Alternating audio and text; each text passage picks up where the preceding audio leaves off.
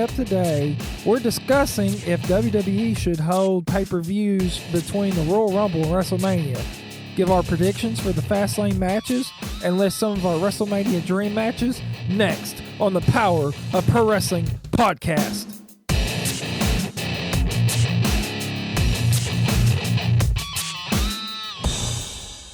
And welcome to the show. This is a very special Fastlane edition of the Power of Pro Wrestling podcast, and I'm not joined by one, but two guests tonight.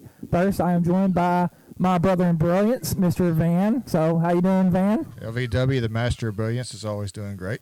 Awesome. And I am joined by first-time guest, Megan. How you doing tonight? Just fine, thank you. I'm glad to be here. Awesome. Well, we've got some great stuff we're going to be talking about. We're going to be talking if WWE should hold a pay-per-view between Royal Rumble and WrestleMania. We're going to give our predictions in the next segment, and we're going to close off the show with our dream matches for WrestleMania. So a lot of great stuff we're going to talk about.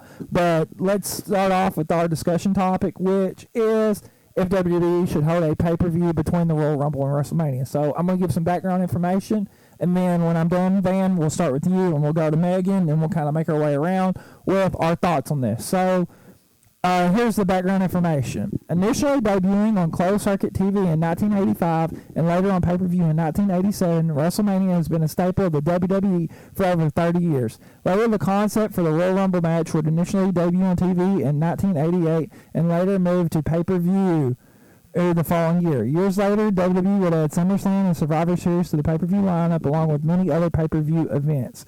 In February 1996, WWE would host its first annual pay-per-view between the Royal Rumble and WrestleMania, and it would remain the only pay-per-view between them until 2017. So, like I said, I'm going to start with you, Van. What's your thoughts? Should WWE hold a pay-per-view between the Royal Rumble and WrestleMania? I think they already have enough pay-per-views as it is, and I think that's the time you can give wrestlers to heal up some of their aches and pains that they're going through. Okay, so you think there shouldn't be any pay-per-views between the Royal Rumble and WrestleMania? Of course, but you know, then money's more important than health apparently sometimes. That does seem to be true in the case of WWE. So let's start over to Megan. What's your thoughts? Should WWE have a pay-per-view or two between the Royal Rumble and WrestleMania?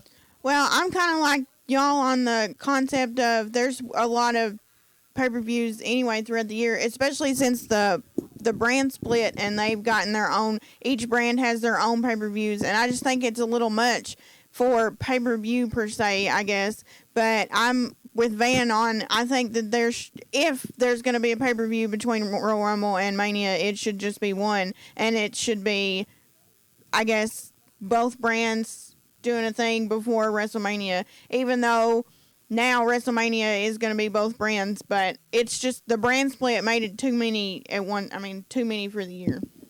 Yeah, I mean, I'm in agreement with you. It does seem like there are a lot of pay-per-views, especially now that you're doing Raw and SmackDown, kind of having one every month.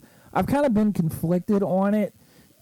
With the brand split, if you have the two titles like they have now, I guess I'm not so much against them having a pay-per-view between the Royal Rumble and WrestleMania, because one brand obviously is going to win for their brand, and they're going to get a shot for the title. Right. What happens to the other brand? You either have to, next pay-per-view, to number one contendership, you have to come and do something very strange or different. What's been interesting this year, Raw didn't do that.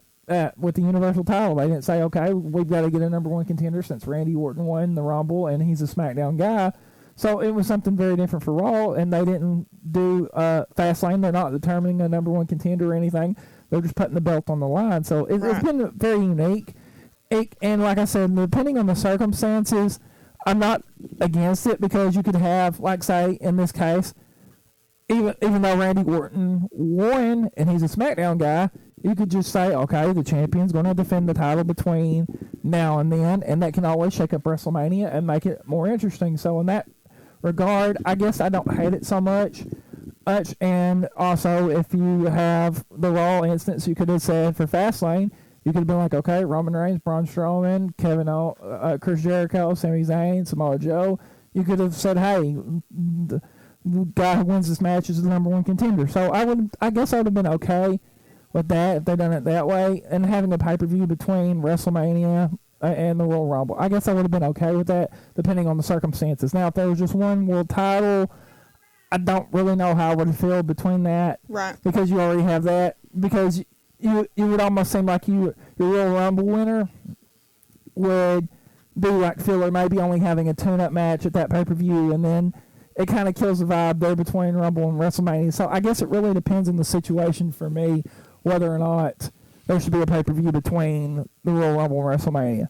But that's all the time we have left. Stay tuned. Don't go anywhere. Our Fastlane predictions are coming up next. This is Megan Toddy, and you're listening to the Power of Pro Wrestling podcast. Welcome back to the show. It's now time to give our predictions for this Sunday's Fastlane pay-per-view, beginning with, and we're going to start with the non-title matches. So let's go to Nia Jax versus Sasha Banks. So who you picking on this one and why, Van? I'm going to go with Nia Jax just because it seems like they're trying to build her up to be a monster, and they want, in the event they have a fatal four-way at WrestleMania, they want to get the fans to believe that she is a threat to win that. So I think Nia Jax is going to pull off the win on that one. Okay, so Rock's cousin basically is who you're picking, Nia Jax. Let's kick into Megan. Who's your picking here? I think I'm going to go with Sasha just because she's been beating up on her so long for the last few weeks. They just need to have a feud. So I think they're going to let Sasha have this one and then just carry on a feud between her and Nia Jax for a little while. That's interesting. I'm going to go Nia Jax because really Nia needs to win this one. Sasha has been champion like 3 different times here. You really need to establish the credibility of Nia Jax as a monster heel. They've not really done that. They've let her get beat a few times already here on Raw. So they really need to reestablish dominance, and especially if they're going to be doing the rumored 4-way at Mania for the title, then you really need to establish Nia Jax as a credible contender. So I think you have to go Nia Jax with this one. I would be happy if Sasha won and pulled someone out because, like you said, with her being beat up, you do need to let Sasha kind of get her revenge at some point. I just don't think it's right now. But, I mean, you do make a good point. I just want to pick Nia Jax. Now let's go to our other non-title match, and Sami Zayn versus Samoa Joe. So who you pick on this one, Van, and why? Samoa Joe, same reason as Nia Jax. They want to build up Samoa Joe as this big old monster. And it's pretty simple. It's pretty much the same mode as the Nia Jax Sasha Banks match. Okay, so pretty much ditto what you said earlier. Okay, Megan, I mean, do you agree? What's your thoughts on this one? Well, I'm not real sure on this one. I've seen Sami Zayn doing his thing against Braun Strowman for the last month and a half or so, and then now all of a sudden Samoa Joe wants to come out and start picking a fight with Sami Zayn, and I think Sami Zayn will be able to hold his own. But I'm kind of with Van on this one that Samoa Joe is still new and everything, and they want to keep him on a roll, and so I think Samoa Joe will knock that one out. Yeah, I'm in agreement. I think all three of us are in agreement with this one. Joe is so new to Raw that you do have to establish him as a credible threat, and you got to keep his momentum going. And especially if you want him to do something big at WrestleMania, because you build him as this destroyer, so you got to kind of keep his momentum going. Now, would I love Sami Zayn to win this match? Yeah, I love the underdog. I love Daniel Bryan. I love everybody who's an underdog, but here you have to establish credibility with Samoa Joe. So Joe has to win this one. If he doesn't, I would be very surprised. Okay, let's go to our final non-title match, and this is a very big one.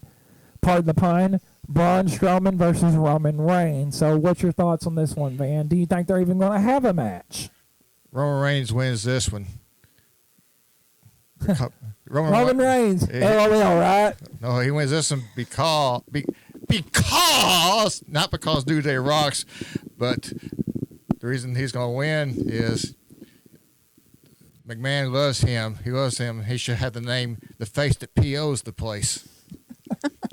That's a good one. So what's your thoughts on this one, Megan? You got Braun Strowman or Roman Reigns? Well, I'm kind of back and forth on this one, but Braun Strowman's been beating everybody up, and he just keeps getting in everybody's face. I think it's time for somebody to knock him down a peg or two. So I think Roman Reigns might take this one home.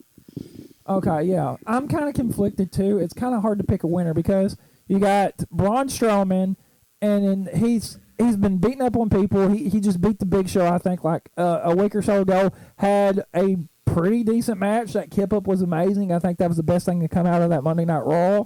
So with that was kind of cool. But then again, you've got Roman Reigns, and you got to keep him strong if he's going to face the Dead Man, as it's been rumored. So it's kind of conflicted here. You just had Roman get thrown into the turnbuckle and got beat down for this Raw, and you kind of build the story where Roman cannot overcome Braun. Maybe this is where we see him overcoming Braun.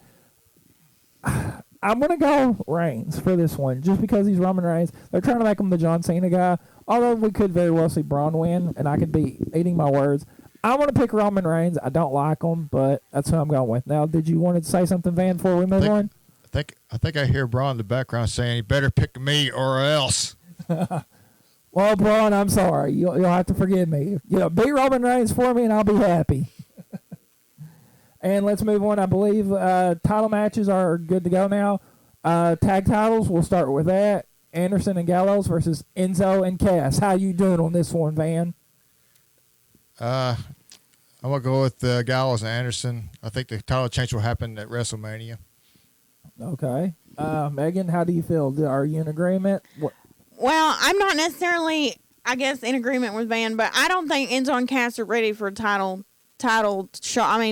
yet. I just don't think that they've built up their profile, I guess you'd say. The credibility, as they would say. Right. I just don't think that they're ready for the titles. If anything, if Gallows and Anderson do lose the titles, they'll get them right back at Raw, just because I think it'll be a fluke, is what they say. I just don't think Enzo and Amore are ready for titles yet. Okay.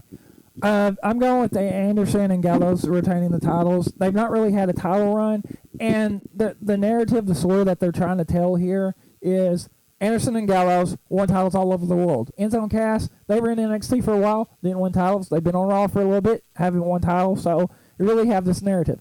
If the titles change hands, I'm in agreement with Van. It's got to be at WrestleMania. If you're going to give them a moment of winning the titles, it's got to be at WrestleMania. Now, stranger things have happened. I think Tyson Kidd and Cesaro, when they were teaming, they won them at Fastlane or whatever the middle pay-per-view was. So, it very well, we could be shocked and they could do that. Heck, we had Bayley just win the women's title on Raw just randomly in Vegas or wherever they were. So, anything can happen here.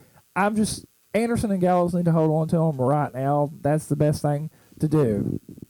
So let's move on, I believe, let's go to Cruiserweight action.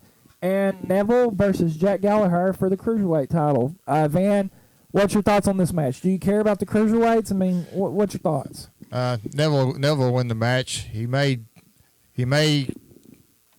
do it heel style. He may win it heel style. And Nev heel, as people have been calling him. Nev heel, like grab a little Tice or something. Or he could go with the modified Rings of Saturn that he's used a couple of times. Yeah. But one way or the other, he's going to keep the belt and go on. And he's part of my WrestleMania Dream Match. Just spoiler alert, he's part of my WrestleMania Dream Match. Okay, well, that's fine. Megan, what's your thoughts? Do you care about the Cruiserweights? I don't really care about the Cruiserweights. I loved Neville when he was in WWE big time before as a babyface, but I just don't. I mean, I like Neville as a heel. He's a good wrestler. He's a good person. I honestly don't care about the Cruiserweights, but I guess I'll go with Neville just because I like Neville. Okay. It's Neville. It's got to be Neville. He's been doing some good work, and especially if the rumored dream match that's going to happen at WrestleMania between him and Austin Aries, then you're not going to drop the belt to Gallagher. So, I mean, it's possible Gallagher wins, but Neville is going to walk out still the Cruiserweight champion. Let's move on now to the women's title that we kind of talked about, and we've got new champion Bayley defending her title against Charlotte. So, Van, is the streak broken, or is Charlotte going to get the belt for the fourth or fifth time? Charlotte's going to win, and I think it's going to be because Sasha comes up to try to help Bayley and inadvertently cost her the match. That's interesting. So you're going to pick Charlotte to take the belt back for the fourth or fifth time? Yeah, it's almost like we're making Charlotte the pay-per-view version of Goldberg. Okay, interesting having your streak and okay. Megan, what say you? Bailey, Charlotte? Well, I like Bailey just because she's the underdog and she's the good girl that everybody likes. But I have a feeling that they're going to let Charlotte keep her streak and win her pay-per-view. And she might not win the title, but she's going to win her match. She might not win the title just because she'll probably get disqualified or somehow Bailey will get disqualified. But I think she'll still win the match. Okay, so you think Charlotte wins the match, but maybe not the title. Right. Okay. Yeah. I wouldn't necessarily be against that. Charlotte pay-per-view streak, you've built up this equity in something, and this something is the Charlotte pay-per-view streak. You're not going to waste that equity at a big level show pay-per-view here. So you can't have Charlotte lose. If she does lose, then it's not going to be a good thing. It would leave me scratching my head. So, I mean, at this point, it's got to be Charlotte's got to win the belt. Although I'm not for it, it's got to be Charlotte winning. And let's go to our final match, and it is for the Universal title. It is Goldberg versus Kevin Owens. So, who are you picking on this one and why? I'm not as confident now that Samoa Joe's in the fold, and they could possibly be forming some kind of a NXT type alliance using Samoa Joe and Owens and others. But I still gonna go with Goldberg, and Paul Heyman's client Brock Lesnar agrees. Okay, Megan, what say you? Is Goldberg going to walk out Universal Champion? Or are we going to see a surprise from Kevin Owens? And is he keeping the Universal title? Well, I think I'm going to go the same way on this one as I did with the women's title. I think somebody will get involved, and Goldberg might win the match, but I don't think he's going to win the title just because he doesn't. I mean, he's been gone for 12 years. I mean, I don't think he needs the title. And if they do a rumored Brock Goldberg match at WrestleMania, I don't think it'll be for the belt. Okay. I'm very conflicted on this one because it can go several different ways. It can go Owens keeping the title and him and Jericho keeping the and having their match at the Mania be for the Universal title. Oh, I'm going to present this theory, and I understand why they do this. It aggravates me, and I kind of say why.